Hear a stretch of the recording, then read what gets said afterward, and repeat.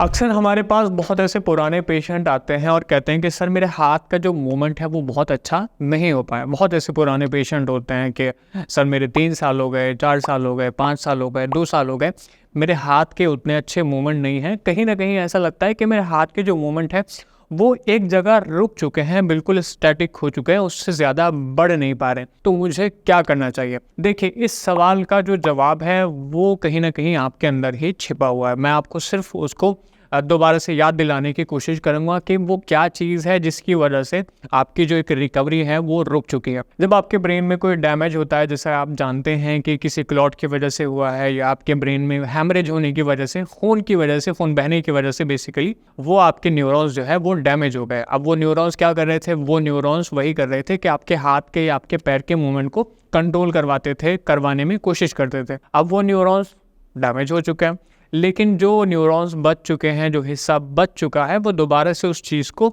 Relearn करता है, दोबारा से सीखने की कोशिश करता है, ठीक है? अब यहाँ जब वो कोशिश करता है उसको हम कहते हैं न्यूरोप्लास्टिसिटी, कि हाँ, ब्रेन जो है दोबारा से जो पैटर्न है मूवमेंट के, आपको उनको रीलर्न करा, दोबारा से सीख रहा है। लेकिन उसके साथ में जो पेशेंट कुछ क्या होता है कि वो पेशेंट जो है अच्छी तरह से फिजिकल एक्टिविटी नहीं करते। अगर न्यूरोप्लास्टिसिटी मान लीजिए कि बहुत अच्छी हो रही है, लेकिन पेशेंट का मूवमेंट अच्छा नहीं है, फिजिकल एक्टिविटी अच्छी नहीं है, तो उससे क्या होता है कि पेशेंट के मूवमेंट उतने अच्छे नहीं हो पाते, कितनी अच्छी उनकी ब्रेन की रिकवरी हो जाए। तो यहाँ हम उन पेशेंट से कहते हैं कि देखिए, आपकी जो मूवमेंट इतनी बढ़िया नहीं हो पाई है, कहीं ना कहीं उसमें आपकी कमी है। अब कमी क्या है? कमी आपकी ये रही है कि आपने अपने मूवमेंट को लगातार नहीं रखा। आपने मान लिया कि आज की तारीख में आपको हुआ 6 महीने तक आपने बहुत अच्छे मूवमेंट रखे, लेकिन 6 महीने के, 8 महीने के, 10 महीने, 1 साल बाद आपने जो मूवमेंट है अपने हाथ के या अपने पैर के जो है बहुत कम कर दिए। अब जबकि आपको ये पता होना चाहिए कि ब्रेन की जो रिकवरी है वो अपने आप में बूंद बूंद से सागर भरने वाली है। आप एकदम ब्रेन की रिकवरी को नहीं देख सकते। कोई बुखार नहीं है कि आपने पैरासीटामोल खाया और आप ठीक हो जाएंगे। ब्रेन की जो रिकवरी है वो बहुत स्लो होती है, बहुत स्लो। ऐसे रिकवरी होने की वजह से पेशेंट को अपने मूवमेंट बहुत अच्छे विजिबल दिखाई नहीं देते।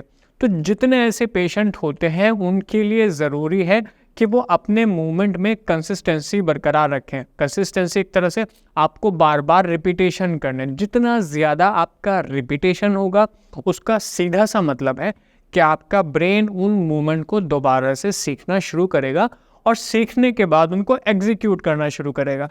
एक पेशेंट है बिल्कुल भी मूवमेंट नहीं करता, हाथ को इस तरह रखता है, नीचे रखता है, लटका के रखता है, तो उसके मूवमेंट किस तरह से वापस आएंगे? बिल्कुल भी ऐसा कोई जरिया नहीं है। जब कोई बच्चा मान लीजिए कि पैदा होता है तो वो पैदा होने के फ़ौरन बाद चलना नहीं सीखता। वो पैदा होने के फ़ौरन बाद जो है पैरों पर खड़ा नहीं होता, हाथ का इस्तेमाल नहीं करता, बोलना नहीं सीखता। उसकी जिस तरह से सीखने वाली क्षमता होती है 1 साल, 2 साल, 3 साल, उसी तरह से किसी स्ट्रोक के पेशेंट के लिए भी वो फेज़ होता है। आप कि अगर कोई ब्रेन में बड़ा डैमेज हुआ है तो, लेकिन ज़रूरी है कि उन मूवमेंट्स को वो जो सीख रहे हैं, वो जो करने की कोशिश उन्हें करनी है, उन मूवमेंट को वो लगातार करते रहें।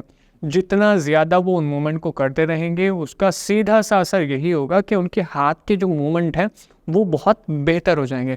जो ट्रीटमेंट हम डिलीवर करते हैं, जिस तरह की चीज़ें हम बताते हैं न्यूरोप्लास्टिसिटी को बूस्ट करने के लिए, अगर किसी वजह से न्यूरोप्लास्टिसिटी रुक गई है, जो दवाइयाँ ऐसे डिलीवर करते हैं, जो फिजिकल रिहैब बताते हैं, जो डाइट पैटर्न ऐसे बताते हैं, उससे आपकी न्यूरोप्लास्टिसिटी भी अच्छी होती है, जिससे आपके हाथ के या पैर के मूवमेंट अगर अच्छे नहीं थे तो वो मूवमेंट भी बहुत हद तक अच्छे हो जाते हैं, इम्प्रूव हो जाते हैं। तो इस वीडियो में जो चीज़ मैंने बताई है कि हाथ के मूवमेंट नहीं है, दोबारा से रिगेन होंगे या नहीं होंगे, बहुत हद तक अच्छे हो जाएंगे, लेकिन ये ज़्यादा निर्भर करता है आपके ऊपर। न्यूरोप्लास्टिसिटी अगर अच्छी नहीं है, हम कोशिश करते हैं कि आपकी न्यूरोप्लास्टिसिटी ज़्यादा से ज़्यादा बूस्ट होनी चाहिए। इस वीडियो में जो आज मैंने आपको चीज़ें बताई हैं, मैं समझता हूँ कि समझ में आई होंगी। फिर भी कुछ ऐसा है जो आप समझना चाहते हैं, जो आपको समझ में नहीं आया, तो नीचे दिए गए नंबर पर आप हमें कॉल भी कर सकते हैं। तब तक के लिए धन्यवाद।